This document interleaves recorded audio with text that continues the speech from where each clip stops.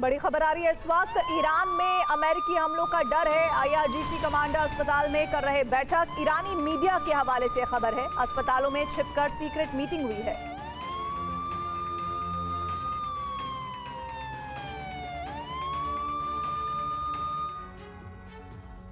अब या तो खामेनेई आत्मसमर्पण करेंगे या फिर खामेनेई शासन का अंत होगा। अगर ईरान ने परमाणु करार नहीं माना तो अमेरिका के विकल्प तैयार हैं। व्हाइट हाउस में हुई सीक्रेट मीटिंग में पेंटागन ने हमले का फाइनल ब्लूप्रिंट ट्रंप को सौंप दिया है, जिसमें खामेनेई पर एक्शन प्लान की डिटेल भी है। हालांकि ईरान ने 2-3 दिन का वक्त मांगा है। इस दौरान परमाणु करार का फाइनल ड्राफ्ट दिया जा सकता है, लेकिन इस समय सीमा में ईरान ऐसा नहीं कर पाया तो अमेरिका अभी तक का सबसे बड़ा एक्शन ले सकता है। इसके लिए ईरान की घेराबंदी शुरू भी कर दी गई है। सैन्य तैनाती अरब सागर में बढ़ाई जा रही है।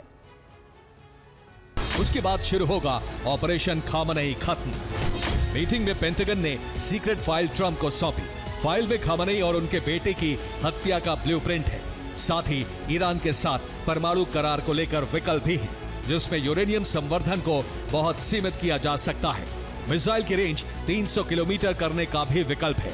खामेनेई के तख्ता पलट का भी ऑप्शन दिया गया है। हम कुछ दिनों में ड्राफ्ट तैयार करके अमेरिका को एक काउंटर प्रपोजल भेजेंगे। हम बातचीत जारी रखना चाहते हैं, अमेरिका के साथ संपर्क में हैं।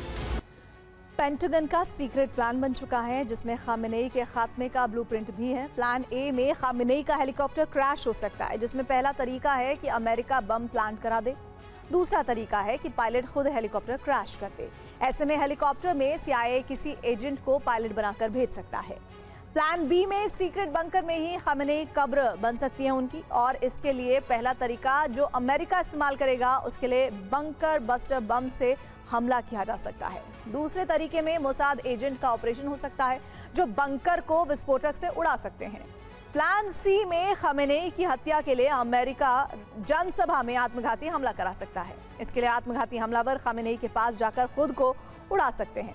इसके लिए किसी वाहन का भी इस्तेमाल किया जा सकता है, जबकि इसके अलावा ड्रोन अटैक भी कराया जा सकता है, या फिर विद्रोही प्रदर्शनकारी खामेनेई पर भरी सभा में हमला कर सकते हैं। मीटिंग में 3 मुद्दों को लेकर एक्शन प्लान ट्रंप को बताया गया। पहला एक्शन प्लान खामेनेई शासन का अंत, दूसरा एक्शन प्लान यूरेनियम संवर्धन पर रोक, तीसरा एक्शन प्लान ईरान के तेल पर कंट्रोल।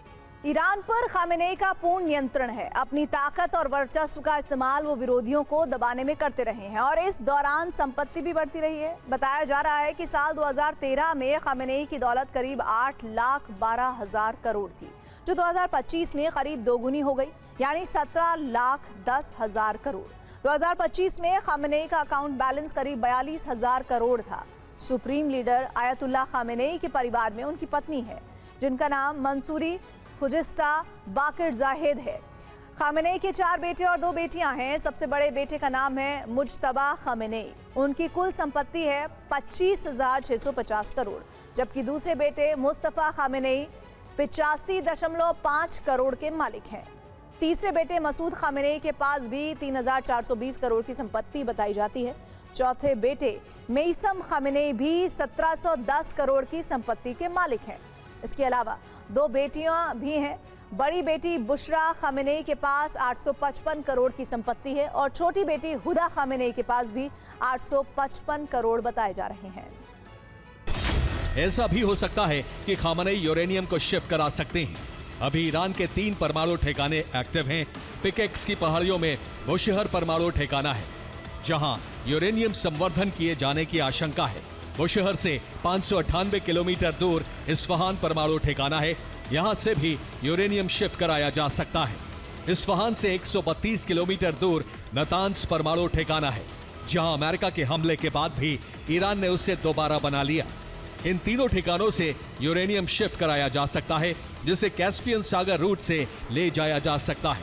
इसके लिए नतांज से 480 किलोमीटर पर सड़क मार्ग से बंदरे अंजाली पोर्ट तक पहुंचाया जा सकता है।